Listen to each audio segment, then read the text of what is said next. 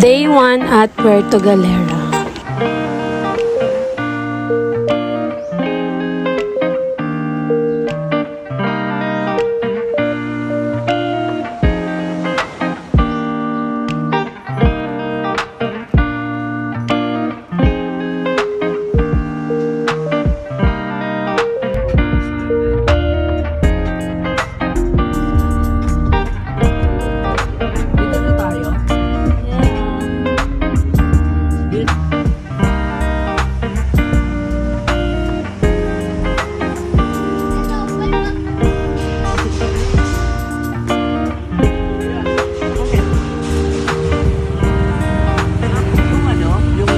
Daniel Padilla, Johnny Catherine.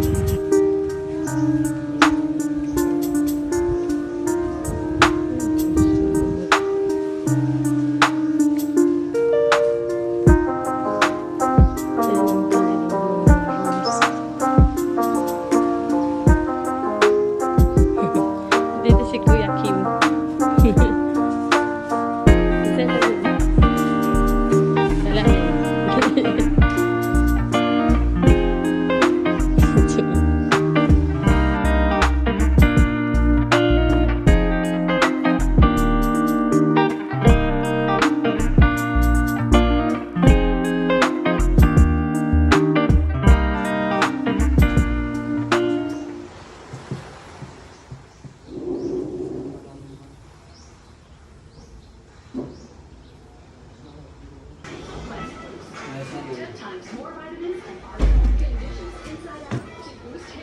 Ang ating room, 2 bedroom. May TV. Uy!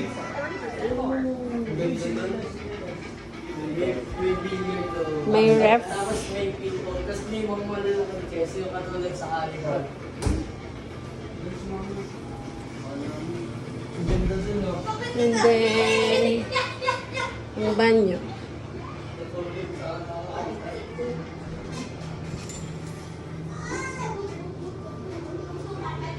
Hmm.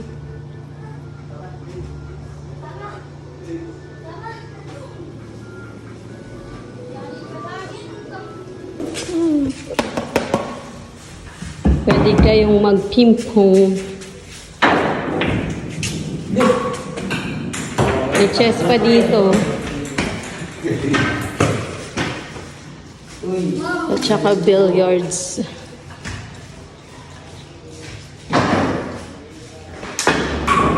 Uy, hindi mo ako. Oh, diretso. Budget. Day 1, Bilbil.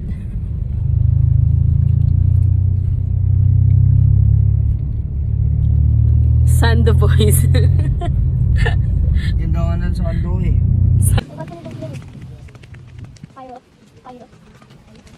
Yan.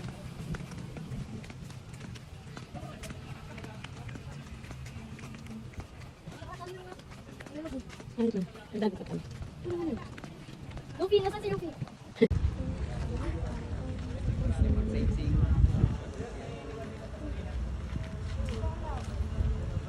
Saan ka ni? Diyan, halika dito.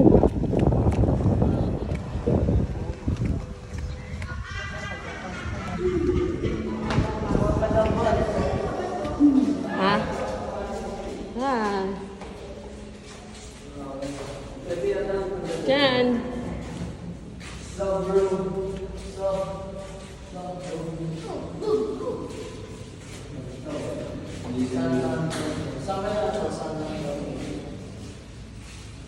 Ayan yung totoo niya talaga.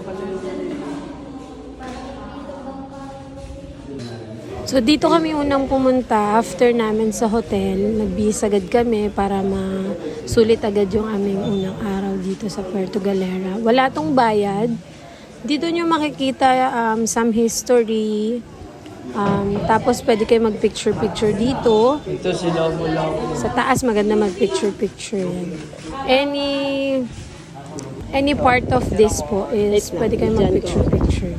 Tapos basa-basa ng mga history. And then meron din dito mga nakalagay kung ano yung mga tourist spot dito sa Puerto Galera. Pwede nyo rin yung maging guide kung gusto nyong ma-explore ang Puerto Galera, makikita nyo rin po yun dito.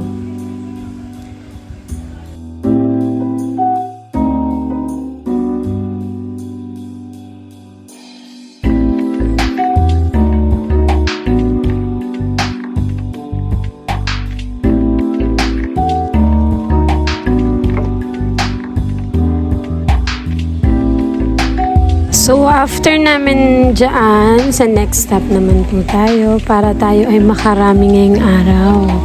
Magpa-park ka dyan kapag may sasakyan ka dun lang sa kalsada. Pero kumain muna kami kasi around 12 na din yan. Kumain na lang muna kami bago kami pumunta sa aming next destination. Mura lang yung food dyan, mga madam. Kahit yung biyahe namin, hindi nakaka-boring kasi makikita mo yung mga view, yung mga tanawin kapag pupunta ka ng other destination is as in talagang magaganda lahat. Second location natin is Tamaraw Falls.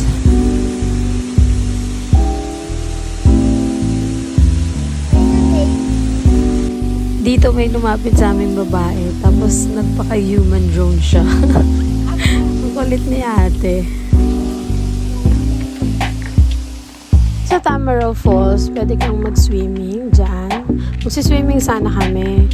Ang problema daw, umulan kasi kahapon, kaya yung tubig daw medyo hindi maganda. Kaya hindi na kami nakapag-swimming. So, next stop na kami.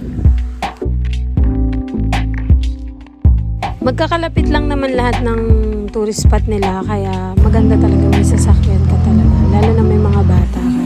Para mabilis kayo nakapunta kung saan nyo gustong next na puntahan. Or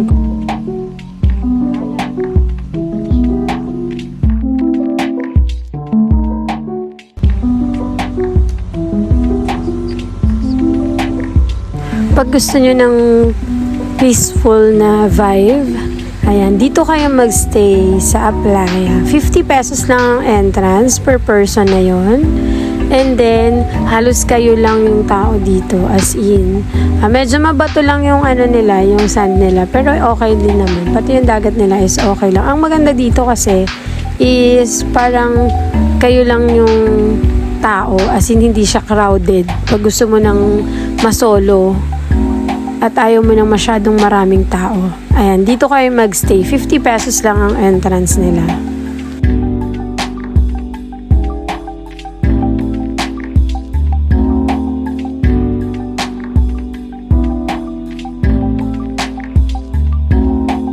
Dito naman pwede kayong magpicture. Katulad ng asawa ko, pinilit pang umakyat dyan.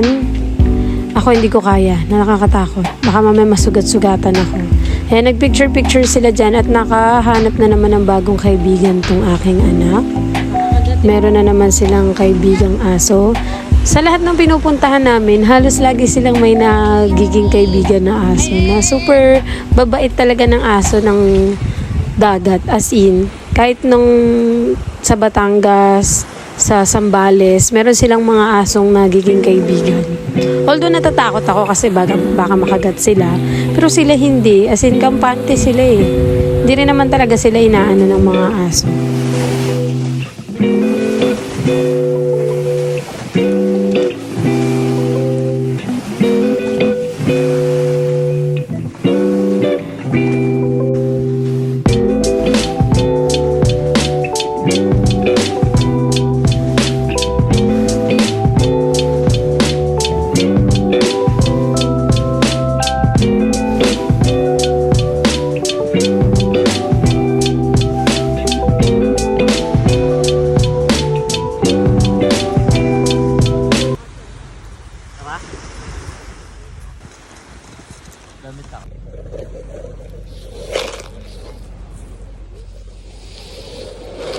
At first night namin dito sa Puerto Galera, kami ay magdi-dinner and then pupunta kami ng White Beach. Titingnan namin ng White Beach kapag gabi. Kaya let's do this. Let's go. Di ba makailangan dito? Dito, dito, dito, dito. At saka isang talbog lang dito. Isa lang. Ito, amin. Score ko na yun. Pag dito naman. Pag may sasakyan kayo, ayan ang dadaanan nyo, papuntang White Beach. Tapos dyan kayo magpa-park. 50 pesos ang parking dyan. Tapos walking distance na lang, papasok kayo dyan sa gate. And then dire-diretso lang. Ang paglabas na nyan is White Beach na.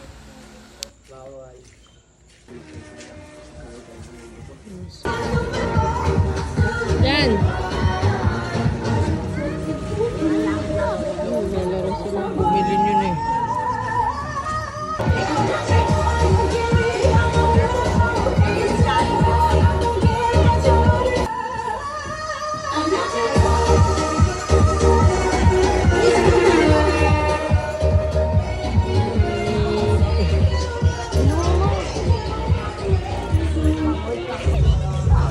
Dami na rin mga ano dito, mga Muslim na nagtitinda. Talagang pinasok din nila yung mga beach eh. No beach.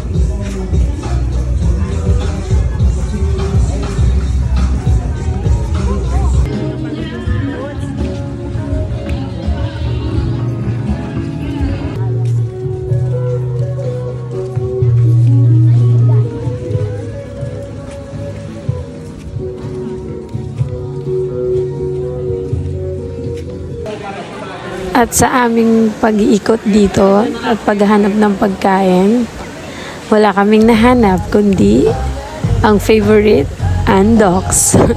Super mahal na kapag kain kasi kaya dito na lang kami sa Andox. Magkano lang, and then ang rice magkano lang din. So super tipid talaga ng aming dinner dito sa Puerto Galera. So, ganyan namin nasulit ang aming day 1 dito sa Puerto Galera. Bye!